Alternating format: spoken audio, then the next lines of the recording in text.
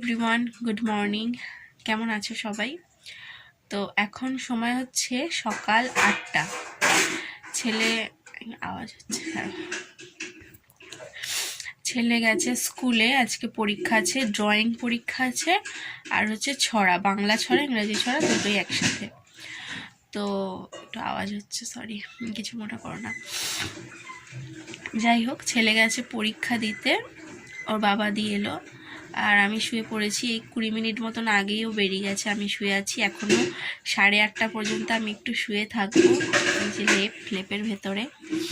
তারপর উঠে বিছানা গোছাবো। মশারি টশারি সব দেখো এরকম হয়ে রয়েছে। তো ছেলেকে আগে রেডি করে পাঠিয়ে দিলাম। যাই হোক, আসলে আমাদের কলতলায় তো একটাই কলতলা, আমার শাশুড়িমা কাজ করে, স্নান টান করে, যেই কারণে 9টা বেজে যায়। তো তারপরে আমি কাজ করব, ওই কারণে ভাবলাম যে শুয়ে থাকি, কি করব। আর খুব বেশি কাজ নেই, অল্প, মানে বাসনও অল্প আর জামা কাপড়ও অল্প আছে যেগুলো কাচতে হবে। তো সেরকম কাজ নেই, ভাবলাম একটু শুয়ে থাকি। তো চলো, যখন আমি উঠবো, উঠে কাজ বাজ করবো, তখন তোমাদের সাথে আবার শেয়ার করবো। এই 30 মিনিট মতন একটু শুয়ে থাকি, আর একটু ভিডিও এডিট করার আছে, সেগুলোও করে নেবো। ঠিক আছে, চলো। এখন একটা আয়ুর্বেদিক চা করব, এটা আমার মায়ের থেকে শিখেছি। এখানে গোলমরিচ আছে, লবঙ্গ আছে, আদা রয়েছে, বাকি তুলসী পাতা, মধু এগুলো আপাতত ঘরে নেই, পরে কিনে নেবো। এই শীতকালে রোজের খেতে হবে। আমার বেশ কিছুদিন ধরে গলা কি বলবো, গলা খুসখুস করছে, বিনা কারণে ঠান্ডা লেগে যাচ্ছে। তো এই যে আমি ঘরের সব কাজ হয়ে গেছে, এই যে জামা কাপড় রেডি, স্নান করতে যাব, শ্যাম্পু করব। তো আগেটা খেয়ে নিই, আর খেয়ে না একটু জামাটা চেঞ্জ করে নেবো, কারণ আমি এই যে বাসি নাইটি পরে আছি। তো জামাটা চেঞ্জ করে একটু ভাত রান্না করব, মানে ভাত বসাবো, ভাত বসিয়ে আমি স্নান করতে চলে যাব। তো ভাতটাও হয়ে যাবে ততক্ষণে। তো চলো আমি চাটা এখন খেয়ে নিই। এদিকে এই যে জলটা গরম হয়ে গেছে, এরপর আমি এই জলটা নিয়ে যাব, এর সাথে জল মেশাতে হবে। আজকে একটু শ্যাম্পু করবো, যেহেতু একটু মানে গরমটা বেশি করলাম। দেখো জল থেকে পুরো ধোয়া বেরোচ্ছে। এটা আমি কদিন আগেই অনলাইন থেকে কিনেছিলাম, তোমাদেরকে দেখিয়েছিলাম যেদিনকে অনলাইন থেকে পার্সেলটা এসেছিল। এটা দাম নিয়েছিল হচ্ছে 300 টাকা। বেশ আমার কাজে দেয়। আমাদের বাড়িতে দুটো সাদা ইঁদুর রয়েছে, তো শীতকাল যেহেতু এখন, এই সময়টা ওদের একটু রোদে রাখি। আজকে 90% কাজই হয়ে গেছে, তাড়াহুড়ো করে সবই করে নিয়েছি। কাজ ফেলে রাখতে একদম ভালো লাগে না। তো বাড়িতে একজন এসেছিলো, তার সাথে গল্প করতে করতে একটু সময় গেল। তো আজকে ডিমের তরকারি করব, তো তার জন্য সবই রেডি। আলু কাটা হয়ে গেছে, পেঁয়াজ কাটা হয়ে গেছে, আদা রসুন বাটা হয়ে গেছে, সব হয়ে গেছে, ডিম সেদ্ধ হয়ে গেছে, শুধু রান্নাটা করব। কটা বাজে দেখো, 12টা 15 বাজে, শুধু এটাই করব, মানে সব কাজ হয়ে গেছে, ওই 90% কাজ কমপ্লিট। এখন বসে আছি, এই আর কি। একটু চপ খেলাম, আর কালকে লুচি ছিল, এটা খেয়েছিলাম, এটাই আর কি। চলো পরে দেখা হচ্ছে। আমার তো সব কাজ হয়ে গেছে, এখন কি বকবক করো বুঝতে পারছি না। তো এখানে এখন আমি ডিমের তরকারিটা দেখো করে ফেলছি। রাত্রে যখন কিছু রান্না করি আমি তোমাদের সাথে একদম শেয়ার করতে পারি না, কারণ রাত্রে এমনিতেও রান্না আমাদের খুব একটা হয় না, খুব কমই রান্না হয়। রাতে হয়তো রুটিটা হয়, বাদবাকি সকালেই সব রান্না হয়ে যায়। তো যেই কারণে না আমাদের গ্যাসের কাছে সেরকম লাইট রাখা হয়নি, আর ফোনের ফ্ল্যাশটা একদম খারাপ হয়ে গেছে, যেই কারণে আমি দিনের বেলা রান্নাগুলো মানে যদিও বা শেয়ার করতে পারবো, রাত্রে রান্না তোমাদের সাথে একদম শেয়ার করতে পারি না। তো দেখো ডিম আর আলুটা আমি আলাদা আলাদা করে ছাঁকা তেলে ভালো করে ভেজে তুলে নিয়েছি, আর এখন মশলাটা কষিয়ে নিয়েছি, পেঁয়াজ আদা রসুন দিয়ে যে মশলাটা হয়। আর এখন এই যে এগুলো দিয়ে জল দিয়ে দেবো, আর একটু নুন দিয়ে দেবো, দিয়ে সেদ্ধ বসিয়ে দেবো। দিয়ে আমি ছেলেকে একটু পড়াবো, কারণ কালকেও ওর একটা পরীক্ষা আছে। আজকে একটা পরীক্ষা দিয়ে এলো, কালকে একটা পরীক্ষা আছে, তো তারপর ওর পরীক্ষা শেষ হয়ে যাবে। আর আজকে না ঘরে টমেটো কাঁচা লঙ্কা কিছুই ছিল না, তো যেই কারণে যা ছিল আমি তাই দিয়েই করলাম, একদম সিম্পলি অল্প আজকে রান্নাবান্না হলো, সেরকম কিছু রান্নাও হয়নি। তো আজকে সন্ধ্যাবেলায় যাব, গিয়ে টমেটো কাঁচা লঙ্কা এইসবগুলো আমি কিনে নিয়ে আসবো। তো এখন এই যে আয়ুষকে একটু লিখতে দিয়েছি। কালকে আয়ুষের হচ্ছে ডিকটেশন পরীক্ষা, মানে শ্রুতি লিখন, শুনে শুনে লিখতে হবে। ইংরাজি আর বাংলা দুটো সাবজেক্টেরই হবে, একসাথেই 25 নাম্বারে, মানে দুটো সাবজেক্ট একসাথেই হবে 25 নাম্বারে। এই যে উপরে প্রথমে ডিকটেশন লিখতে হবে, তারপর 1-2 করে যতগুলো বাংলা সেন্টেন্স বলবে ততগুলো বাংলা সেন্টেন্স লিখতে হবে, 4টে অথবা 5টা বাংলা সেন্টেন্স বলবে, তো সেইগুলো লিখতে হবে। তারপরে 1 2 3 এরকম করে ওকে হচ্ছে ইংরাজি সেন্টেন্স লিখতে হবে, তারপর ইংরাজি সেন্টেন্সের মানেগুলোও লিখতে হবে। তো এটাই ওকে করাচ্ছিলাম। তো এখানে রান্না তো হয়ে গেছে, ভাত রয়েছে, সয়াবিনটা আমার শাশুড়ি মা দিয়েছে, আর হচ্ছে একটুখানি কালকের মাছের একটু ঝাল ছিল, এটাই আজকে আমাদের খাওয়া দাওয়া হয়ে যাবে। তো এখন আমাদের খাওয়া দাওয়া হয়ে গেছে। তো আয়ুষকে বলছি একটু কাজ করতে, ওকে বলছি বিছনাটা একবার ভালো করে ঝাড়ো, ঝেড়ে বালিশগুলো পাতো। ওকে দিয়ে একটু মাঝে মাঝে কাজ করাই আমি। এটা আমিই করতে পারতাম, এরকম কোনো ব্যাপার না যে আমি করতে পারতাম না, কিন্তু তাও আমি ওকে দিয়ে একটু করাই। আমি ওকে দাঁড়িয়ে রয়েছি, ওকে বলছি যে একটু করে দাও বাবু, একটু করো। কেননা আমি চাই যে ওকে দিয়ে ছোটোখাটো একটু কাজ করাতে, যাতেও আমার হাতে হাতে কাজগুলো একটু শেখে। ও কিন্তু করেও, নিজে থেকেই অনেক কাজ করে। তবে আজকে জানি না কেন ওর একটু হয়তো ভালো লাগছিল না, অনেকক্ষণ বলার পর তারপর গিয়ে উঠে করেছে। কিন্তু ও কিন্তু কাজ করতে খুবই ভালোবাসে, সংসারের প্রচুর কাজ করে। যদি বলি এটা নিয়ে আয়, ওটা নিয়ে আয়, এটা রেখে দিয়ে আয়, ওটা রেখে দিয়ে আয়, ঠাকুর পুজো করে, এরকম নানান কাজ করে। তোমাদেরকে আস্তে আস্তে সবটাই দেখাবো আমি। বাহ বাহ বাহ বাহ, good good, good boy, good boy, করো করো, গুড বয়, গুড বয়। বাহ বাহ, কি গুড বয়, কি গুড বয় এটা, বাবা রে বাবা, বাবা পড়ে যাচ্ছে গো, পড়ে যাচ্ছে গো, এই গুড বয় পড়ে যাচ্ছে কেন গো, বাবা গো, বাবা গো, গুড বয় গো, গুড বয় গো। ওকে ওকে, এবার বালিশ পাতো, নাও বালিশ পাতো, বালিশ পাতো, পাতো বালিশ। কি হলো, বালিশ পাতো, তাড়াতাড়ি তাড়াতাড়ি নাও, এবার বকবো আমি। ইয়ার কি হচ্ছে, নাও।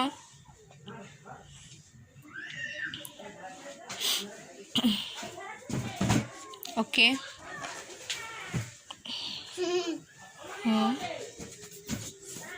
ওকে, নাও শুয়ে পড়ো। Good boy. ঘুমু করবে তো, তুমি ঘুমু করবে তো? হ্যাঁ বলো, হ্যাঁ হ্যাঁ বলো, ঘুমাবে, ঘুমিয়ে পড়ো, চোখ বন্ধ, চোখ বন্ধ। Good evening everyone. তো আয়ুষ উঠে পড়ো, ইষ্টি। তো এই যে চায়ের সাথে গুড ইভিনিং, খাবো হচ্ছে বিস্কুট খাবো। তো এই বিস্কুটের প্যাকেটটা কালকেই কিনে এনেছে, তো বাকিটা কৌটোতে ভরেছি, আর এইটুকু জায়গা হয়নি কৌটোতে, যেই কারণে আমি গার্ডারে মুড়ে আমাদের যে মুদিখানা জিনিস থাকে তো সেই বালতিতে রেখেছিলাম। তো আগে এইটা শেষ করি, তারপর কৌটো থেকে বিস্কুট খাবো। আমাদের না বিস্কুট বেশি দিন টেকে না, আমি আর ছেলে ওই 4টে 6টা যটা ইচ্ছা হয় আমরা বিস্কুট খাই, সকালে আবার সন্ধেবেলা, যে কারণে আমাদের বিস্কুট একটু তাড়াতাড়ি শেষ হয়ে যায়। তো আয়ুষ এখন ঘুম থেকে উঠেই আগে চা বিস্কুট খাবে, না হলে ওর ঘুম ভাঙে না, এটাই ওর একটা অভ্যাস হয়ে গেছে। তবে হ্যাঁ, ও কিন্তু চা পুরোটা খায় না, ও শুধু বিস্কুটটাই খাবে, চুবিয়ে চুবিয়ে বিস্কুটটা খাবে। এই কথাটা আমি আগেও বলেছি, আবারও বলছি। চলো আমরা একটু খেয়ে নিই। আয়ুষ এখন যাবে পড়তে, তো আমিও রেডি হয়েছি, আমি একটুখানি বেরোবো, আমি যাব মাংস কিনে আনতে। কালকে আমাদের এখানে একটা অনুষ্ঠান আছে, সেটা কালকের ব্লগে তোমাদেরকে দেখাবো।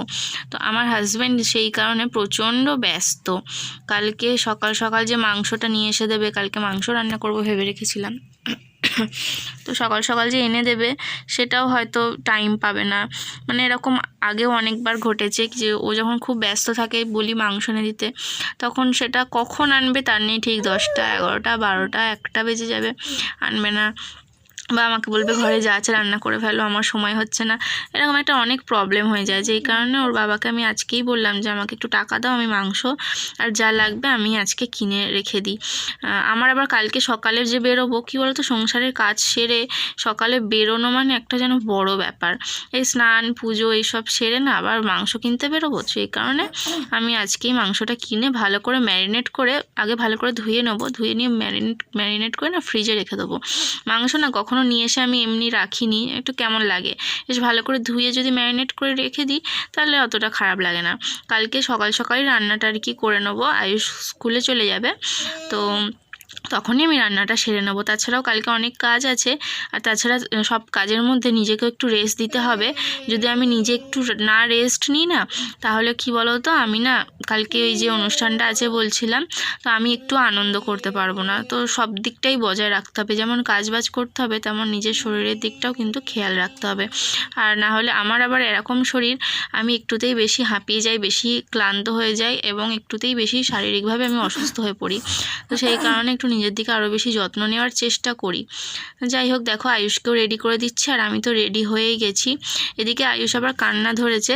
ও যেহেতু দেখছে আমি রেডি হয়ে গেছি, তার মানে আমি কোথাও যাব, সেই কারণে ও পড়তে যাবে না।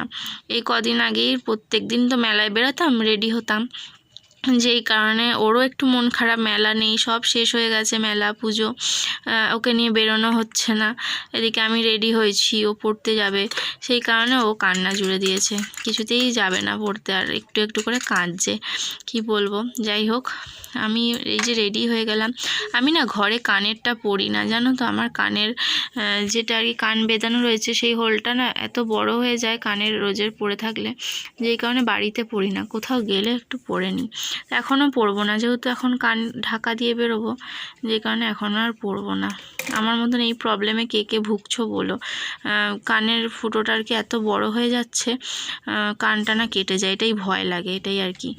যাই হোক, আমি একটা সোয়েটারও পরে নিয়েছি, আর এই কানটা একটু ঢাকা দিয়ে যাব। এত ঠান্ডা লাগার ধাত, আমি মানে প্রচণ্ড টাইপের, জানো তো, কি বলবো, প্রচণ্ড আতুষি যেটাকে বলে, সেইটা একটুতেই শরীর খারাপ হয়ে যায়, ঠান্ডা লেগে যায়, কি না কি হয়ে যায় একেবারে। আগে এতটা ছিল না, কিন্তু এখন যে কেন আমার সাথে এরকম হয়, একটুতেই আমি অসুস্থ হয়ে পড়ি। তো যাই হোক, আর কি বা বলবো। আয়ুষের বইটা শুধু গোছানো বাকি রয়েছে, যেগুলো শুধু আজকে দেব সেগুলোই দিচ্ছি, মানে ডিকটেশন খাতা, কালকে ডিকটেশন পরীক্ষা, ডিকটেশন খাতা, স্কুলের খাতাটা দেবো, যেটা কিনা দেখে দেখে ম্যাডাম আর কি ওকে পড়াবে। আর বাংলা ইংরাজি দুটো বই থেকেও আর কি কোয়েশ্চেন আসতে পারে, সেগুলোই দিলাম। পেন্সিল, দেখো পেন্সিলটা খুঁজে পাচ্ছি না, আমার ছেলে সকালে পড়তে বসেছিল, তো ওকেই বলেছিলাম বই খাতাগুলো গুছিয়ে রাখ। ও যাই হোক করে গুছিয়েছে, আমার মতন তো সুন্দর করে গোছাতে পারে না, পেন্সিল এক জায়গায়, রবারটা এক জায়গায় করে রেখে দিয়েছে। সেগুলোই দেখে দেখে এখন আমি সব ঠিক করে পেন্সিলটা ছুলে টুলে এই যে রেডি করে এখন পাঠাচ্ছি।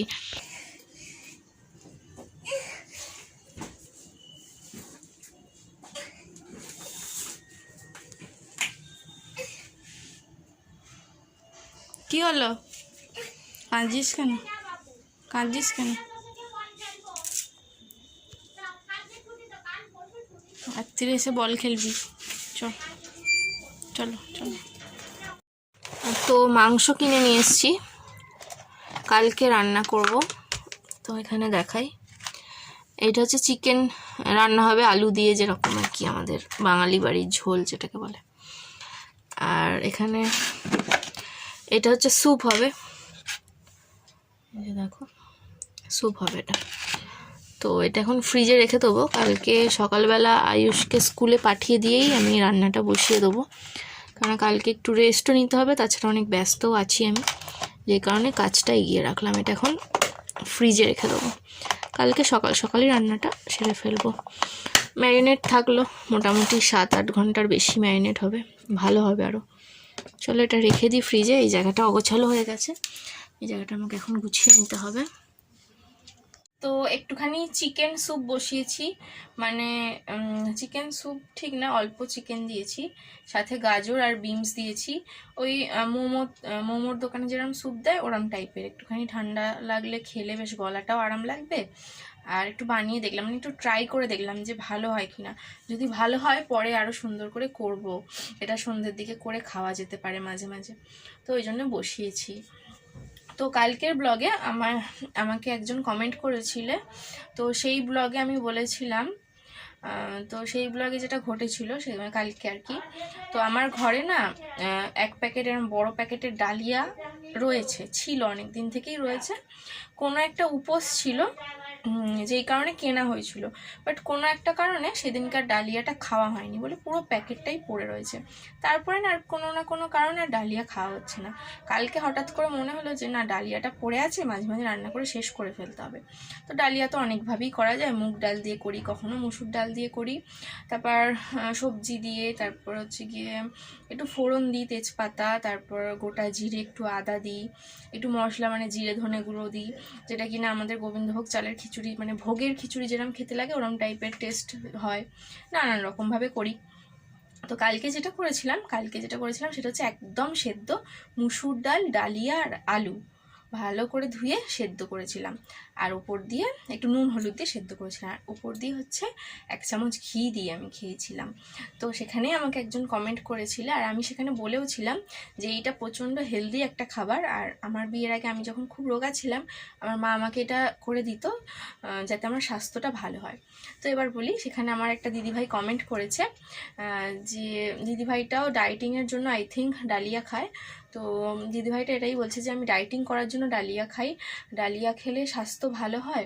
তো এরকম একটা কোয়েশ্চেন করেছে। তো দিদিটাকে আমি বলেছিলাম যে তোমাকে আমি ভিডিওতে উত্তরটা দেবো। তো এবার বলি দিদিভাই, যেটা হচ্ছে ডালিয়া খেয়ে দু রকমই তুমি করতে পারবে। একটা হচ্ছে ডায়েটিংও করতে পারবে, মানে রোগা হওয়ার জন্য ডালিয়া খাওয়া যায়। আবার তুমি যদি চাও খুব রোগা তুমি শরীরটাকে স্বাস্থ্যটাকে ভালো করতে চাও, তার জন্য ডালিয়া খাওয়া যেতে পারে, বাচ্চাদেরও ডালিয়া খাওয়ানো যেতে পারে।